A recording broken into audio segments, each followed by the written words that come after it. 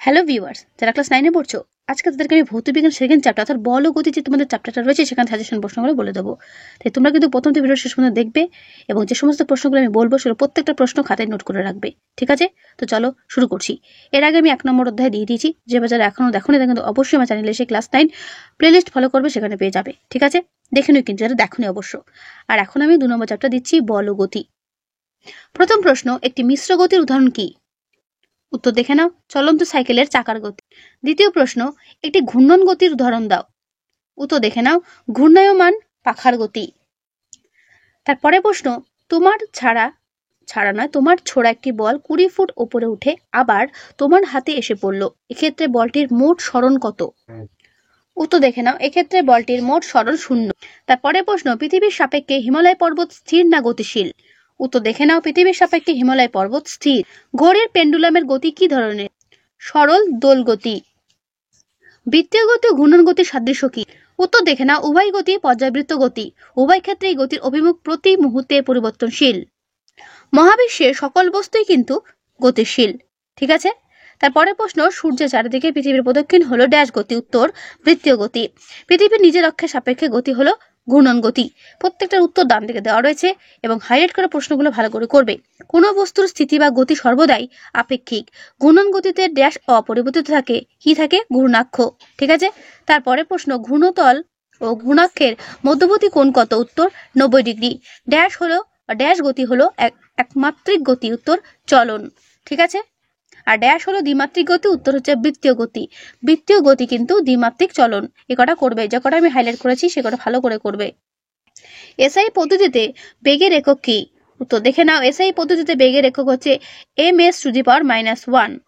কখন চলমান কণার সরণের মান অতিক্রান্ত দূরত্বের সমান হয়?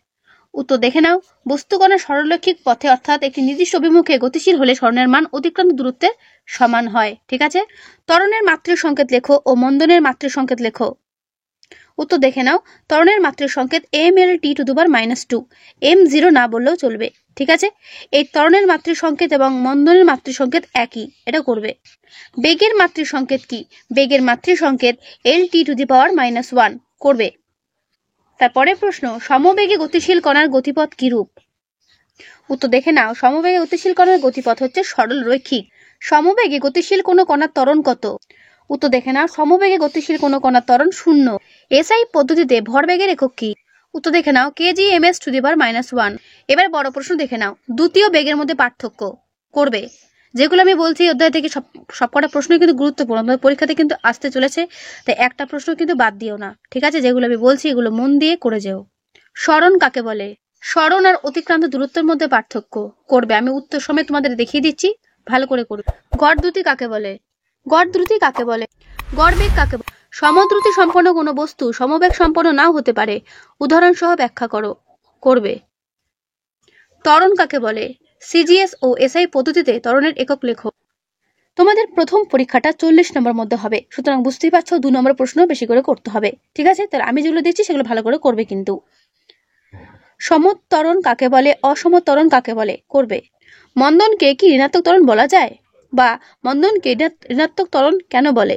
ত্বরণ ও মন্দনের মধ্যে পার্থক্য করবে। কোনো বস্তুর বেগ 0 হলেও ত্বরণ থাকতে পারে কি? ইম্পর্টেন্ট রয়েছে। একটি কণা সুষম বেগে চলছে আর অপর একটি কণা সমত্বরণে চলছে। ব্যাখ্যা করো কোন কণাটির ওপর বল ক্রিয়া করছে।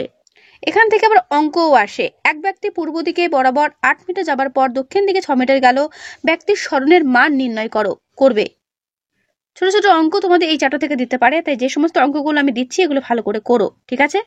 শুধু ভালো করে প্র্যাকটিস করবে কিভাবে অঙ্কটা হচ্ছে, তাহলেই হবে। নিউটনের দ্বিতীয় গতিসূত্র থেকে প্রথম গতিসূত্রটি প্রতিষ্ঠা করো, অর্থাৎ দ্বিতীয় সূত্র থেকে প্রথম সূত্র বার করো। কার্যকর বল কাকে বলে?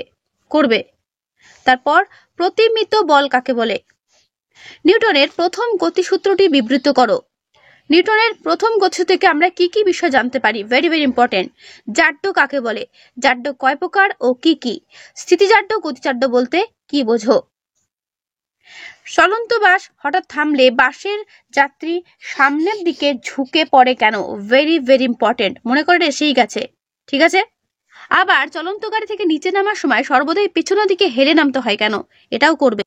খুব গুরুত্বপূর্ণ প্রশ্নগুলো যেগুলো আমি বলছি। তারপরে প্রশ্ন, নিউটনের যে গতিসূত্র থেকে বলের পরিমাপ পাওয়া যায় সেই সূত্রটি লেখো। নিউটনের দ্বিতীয় গতিসূত্র থেকে কি কি জানা যায়? বলের বিভাজন কি? নিউটন ও ডাইনের মধ্যে সম্পর্ক। সিজিএস পদ্ধতিতে বলের অভিকর্ষীয় এককের নাম। ক্রিয়া প্রতিক্রিয়া বিপরীতমুখী হলে ওরা সাম্য প্রতিষ্ঠা করতে পারে না, ব্যাখ্যা করো। আমি একটি বইকে ঠেললাম, তৃতীয় গতিসূত্র অনুসারে বইও আমাকে বিপরীত দিকে ঠেললো, তাহলে বইটি নড়ে কি করে? করবে এটা। রকেট মহাশূন্যে যেতে পারে কিন্তু জেট বিমান যেতে পারে না, কেন? চেয়ারে বসে থাকা কোনো ব্যক্তি ওই চেয়ারের উপর বল প্রয়োগ করে চেয়ারটিকে উপরে তুলতে পারে না, কেন?